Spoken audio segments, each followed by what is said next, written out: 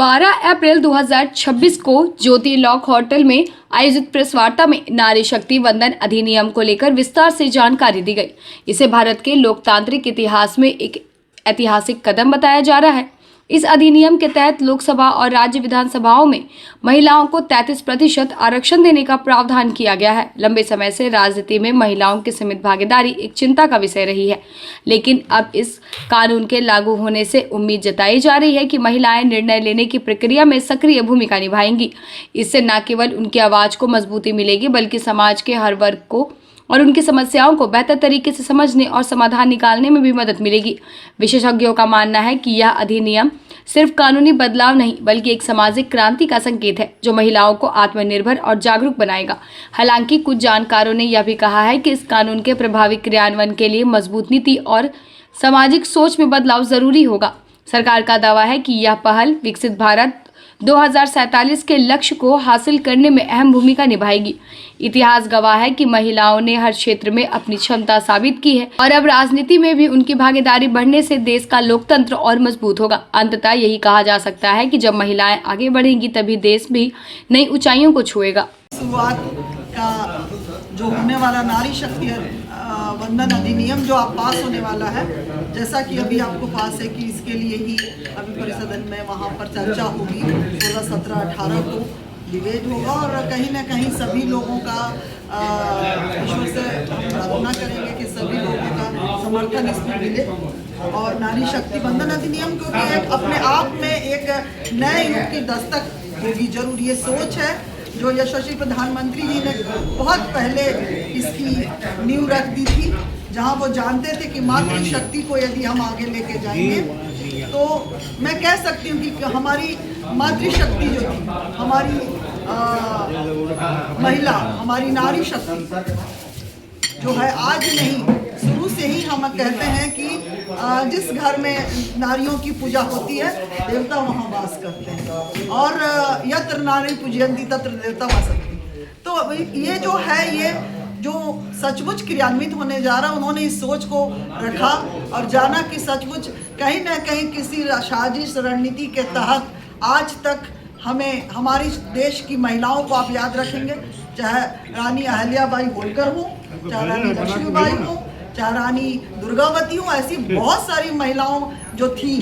जो हमारे देश को आगे ले जाने का कार्य कर रही थी। भारत देश ऐसा देश था जहां महिलाओं की भागीदारी थी। आप देख सकते हैं कि जब कह सकते हैं राम युग में भी राजा दशरथ जब चल रहे थे, और जब उनको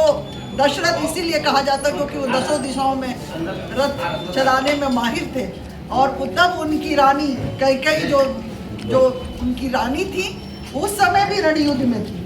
और वो वचन भी इसीलिए दिया गया था कि कहीं ना कहीं उन्होंने उस युद्ध में राजा दशरथ का साथ दिया। तो हमारे देश की नारी कभी भी कमजोर नहीं थी। आज हमारे देश के यशस्वी प्रधानमंत्री जी इस चीज़ को मानते हुए, इस हमारी भारतीय संस्कृति, हमारी सभ्यता संस्कृति को देखते हुए कि जहाँ नारी हमेशा वंदनीय रही, और ये सोच के तहत उन्होंने जब देश की बागडोर संभाली 2014 में, उन्होंने निश्चय लिया कि नारी शक्ति को कैसे आगे बढ़ाया जाए। और बहुत सारी चीज़ें जो देश में हो रहा था हमारा, कि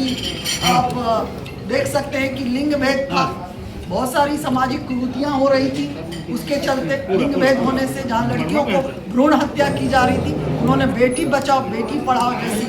एक योजना लाई, और बहुत सारा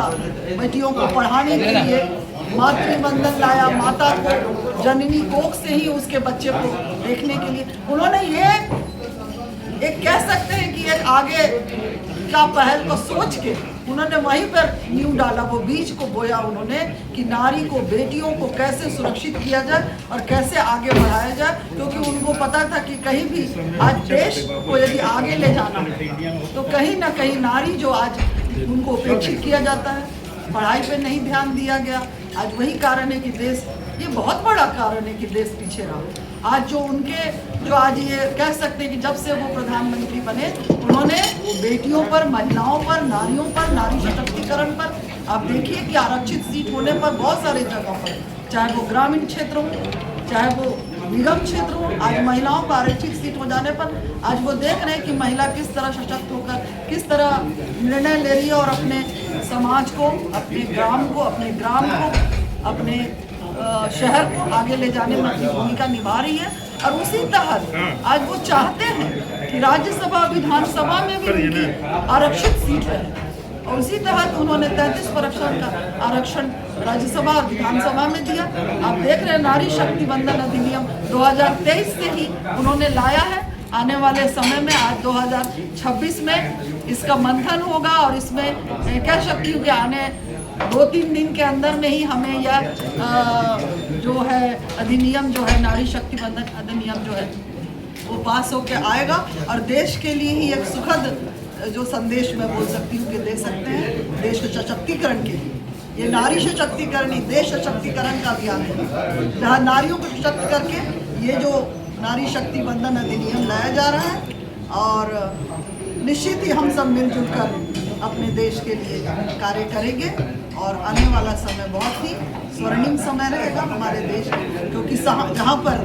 नर नारी दोनों का समावेश होकर जब शक्ति आगे आएगी तो निश्चित ही भारत एक बुला करके इस पर चर्चा होनी है, डिबेट होना है और उस डिबेट के उपरांत व्यापक रूप से ये बिल पूरे देश भर में लागू किया जाएगा। हम सबकी उम्मीद है कि सभी राजनीतिक दल इस बिल का समर्थन करें और जैसा कि मैंने पहले भी कहा, काफ़ी समय के बाद ये खुशी हमारे पास आई है और इसका श्रेय मैं माननीय प्रधानमंत्री श्री नरेंद्र मोदी जी को देना चाहूँगी। मैं उन्हें सल्यूट करती हूँ, पलामू की सभी महिलाओं की तरफ से सल्यूट करती हूँ। वो हमारे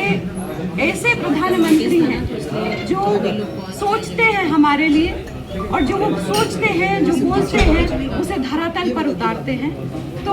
हमारा प्रणाम, धन्यवाद और आशा करते हैं कि 18 अप्रैल